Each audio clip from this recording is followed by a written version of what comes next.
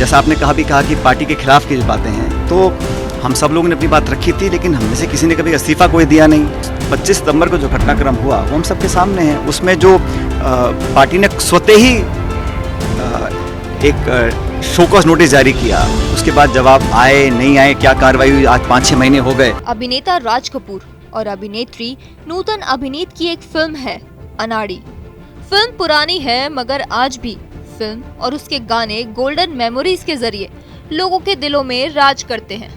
इस फिल्म में एक गाना है, वो चांद खिला वो तारे हंसे, ये रात अजब मतवाली है, समझने वाले समझ गए, ना समझे वो अनाड़ी है। राजस्थान के राजनीतिक गलियारों में फिलहाल इसी गाने की लाइन समझने वाले समझ गए, ना समझे वो अनाड़ी है की चर्चा खूब है। प्रदेश की सियासत में गहलोत वर्सेस पायलट की लड़ाई किसी से नहीं छिपी है। इस लड़ाई की शुरुआत कब और क्यों हुई ये आप टीवी 9 में देख चुके हैं। ये पहला मामला नहीं है जब गहलोत वर्सेस पायलट विवाद चर्चा में है। यहाँ गहलोत का विवाद सचिन पायलट से ही नहीं बल्कि उनके पिता राजेश पायलट से भी रह चुका है। फिलहाल चुनावी साल होने के चलते फिर से गहलोत वर्सेस पायलट वाली सियासत तेज है।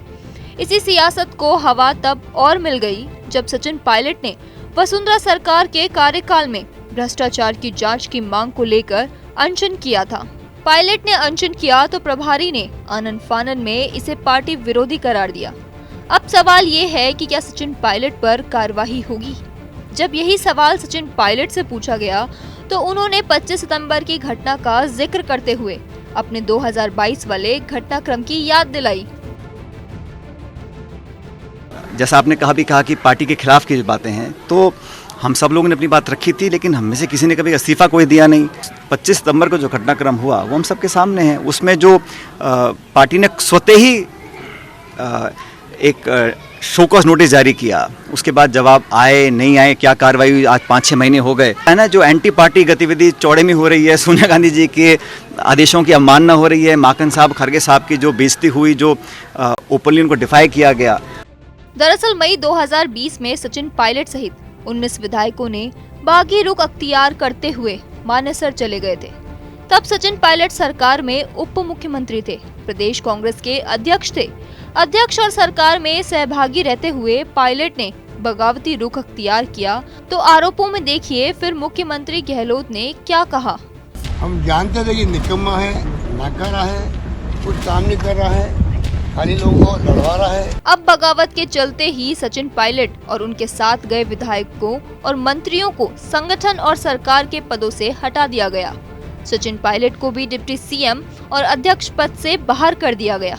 अब बारी आती है 2022 की, जब राजस्थान कांग्रेस के मंत्री और विधायकों ने कांग्रेस आला कमान के भेजे पर्यवेक्षकों के साथ बैठक का बॉयकॉट करते हुए स्पीकर को इस्तीफा सौंप दिया था।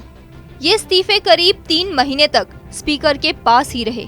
इस बीच न तो गहलोत की कुर्सी पर कोई आंच आई और न ही किसी मंत्री या विधायक पर सवाल हुए।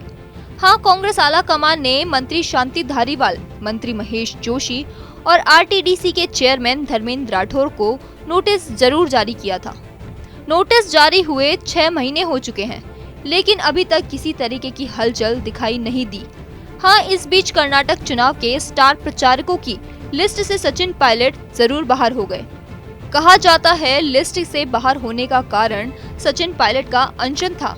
शायर आलसी उदलनी की शायरी है, कहते हैं उम्मीद पे जीता है जमाना, वो क्या करे जिस पर कोई उम्मीद ना हो।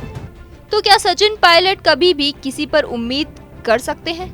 और अगर हाँ तो गाने की वो लाइन भी चर्चा में है कि समझने वाले समझ गए, ना समझे, जी हाँ, ना समझे वो अनाड़ी है।